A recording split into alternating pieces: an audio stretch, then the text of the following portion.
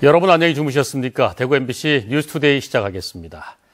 주말인 오늘 대구와 경북 지역은 대체로 맑은 가운데 건조한 날씨가 예상됩니다. 오늘 아침 기온은 대구 2.1도를 비롯해 구미 영하 2, 안동 영하 5.4, 포항 2.6도를 나타내고 있고 낮 최고 기온은 대구 14도를 비롯해 9도에서 15도의 분포로 어제보다 조금 높겠습니다. 대구 기상대는 현재 대구와 경북 전역에 건조특보가 발효 중인 가운데 당분간 대기가 매우 건조하겠다며 산불 등 각종 화재 예방에 주의해 줄 것을 당부했습니다. 2015 대구 경북 세계 물포럼이 한 달이 앞으로 다가오면서 물포럼 조직위원회는 어제 엑스코에서 추진 상황 보고회를 열고 성공 개최를 다짐했습니다. 금규신 기자가 취재했습니다. 세계 물포럼 화이팅! 천여 명의 시민들이 흔드는 파란색 수건이 세계 물포럼 성공 개최를 염원합니다. 지난 2011년 대회를 유치해 3년간 준비를 해온 세계 물포럼 조직위원회는 숙박과 수송, 교통, 관광, 안전에 이르기까지 한치의 오차도 없이 준비를 끝내겠다고 밝혔습니다. 또 최근 세계 각국의 정상급 참가자들의 등록이 본격적으로 이루어지기 시작했다면서 역대 최대 규모의 참가자와 300여 개 세션 개최를 달성하겠다고 밝혔습니다. 제7차 세계의 물포럼이 전 세계 물 문제 해결에 시금석을 마련하면 물론 대한민국의 국격을 높이고 대구 경북의 세계 물 산업을 선도하는 도시로 우뚝 설 수 있도록 최선을 다하겠습니다. 조직위원회와 함께 행사를 준비해온 대구시와 경상북도는 세계 물포럼이 지역의 위상을 한 단계 도약시킬 행사라면서 시도민들의 관심과 참여를 부탁했습니다. 생명의 원천인 물의 소중함을 다시 한번 인식하고 새로운 블루 오션으로서 물 산업을 새로운 미래의 성장 동력으로 육성하는 계기로 삼아야 할 것입니다. 온 시민, 도민의 마음과 뜻과 힘을 모아서 반드시 역대 최고의 세계 물포럼 행사로 우리가 잘 치르고 세계 육상 선수권 대회와 세계 에너지 총회 등 세계적인 행사를 치러낸 대구시와 경상북도의 역량을 다시 한번 대내외에 알릴 세계 물포럼이 이제 본격적인 카운트다운에 들어갔습니다. MBC 뉴스 금교신입니다. 청도군의 이해할 수 없는 상수원 보호구역 주민 지원 사업 연속 보도해드리고 있는데요. 매년 10억이 넘는 돈이 지급되고 있지만 청도군이 관리 감독은커녕 증빙 서류까지 조작했다는 의혹이 제기되고 있습니다. 윤영균 기자가 취재했습니다. 지난 2013년 7월 정보 공개를 청구해 받은 청도군 한 마을의 상수원 보호구역 주민지원 사업비 집행 내역입니다. 주민 44명이 돈을 받은 걸로 나타납니다. 하지만 5달 뒤 다시 정보 공개 청구를 했더니 전체 금액도 다르고 지원받은 주민은 39명으로 줄어들었습니다. 사업 참여 인원이 부풀려졌다는 제보를 받아 국민권익위원회가 조사를 시작하자 증빙 서류가 달라진 겁니다. 이 마을에서 작성한 2011년 사업비 지원 가구 명단입니다. 실제로 돈을 받지 않은 사람에서부터 심지어 사망자까지 있습니다. 지원기관인 낙동강 유역 환경청 자료를 입수했더니 이런 사람들 7명이 빠져 있습니다. 감사기관이나 수사기관으로부터 자료 제출 요구를 받자 누군가 최초 명단에 손을 댄 것으로 추정됩니다.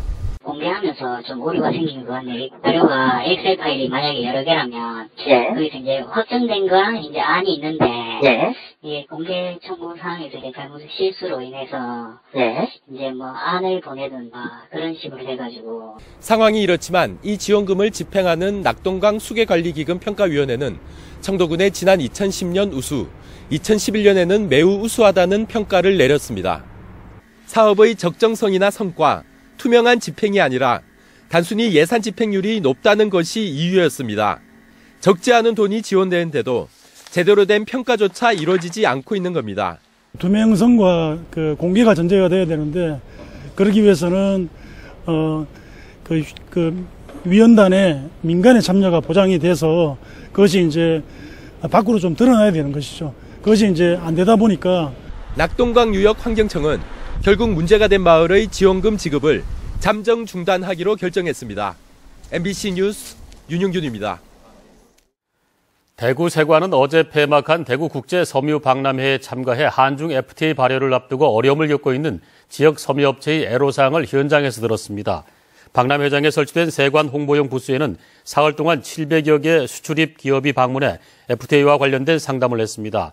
대구 세관은 앞으로 한중 FTA를 대비해 유망 산업별로 특화 비즈니스 모델을 활용해 거점 기관별로 순회 맞춤형 컨설팅과 설명회를 열고 주요 공단을 직접 방문하는 일일 현장 세관도 운영하는 등 한중 FTA 발효에 따른 지역 기업들의 어려움을 해결하는 데 적극 나서기로 했습니다.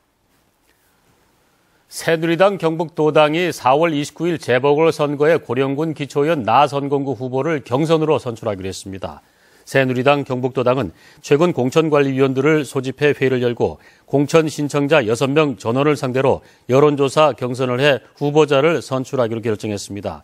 한편 4.29 재보궐선거 기초의원 고령 나선거구의 공천 신청을 받은 결과 모두 6명이 신청해 6대1의 경쟁률을 기록했습니다. 언론의 노벨상으로 불리는 퓰리처상 수상작들이 대구에서 전시되고 있습니다. 그동안 소개되지 않았던 미공개작을 비롯해 세계 근현대사를 한눈에 볼 수 있는 사진들이 눈길을 끌고 있습니다. 윤태호 기자가 소개합니다. 지난 1972년 6월 베트남전에 참전한 미군이 네이팜탄을 아군과 민간인 지역에 잘못 투하해 아비규환으로 변한 장면을 찍은 사진입니다. 종군 사진기자 닉 우트는 공포에 질려 뛰쳐나온 킴 푸크라는 소녀의 모습을 순간적으로 포착해 세계적인 반향을 불러일으켰습니다. 1969년에 촬영된 베트콩 즉결 심판 사진은 같은 민족을 처참하게 살해하게 만드는 전쟁의 참상을 전하고 있습니다. 2002년 9.11 테러 당시 화염에 휩싸인 월드 트레이드 센터는 당시의 참혹한 현장을 고스란히 보여주고 있습니다.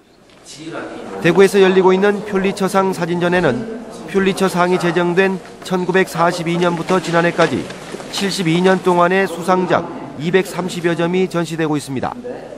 그동안 접하지 못했던 미공개 작품 45점도 추가로 공개됐습니다. 전 세계적으로 지금 투어를 돌고 있는 퓰리처상 사진전 오리지널 컬렉션에는 없는 미공개 작품들이 지금 한국 전시만을 위해서 특별히 제작됐습니다.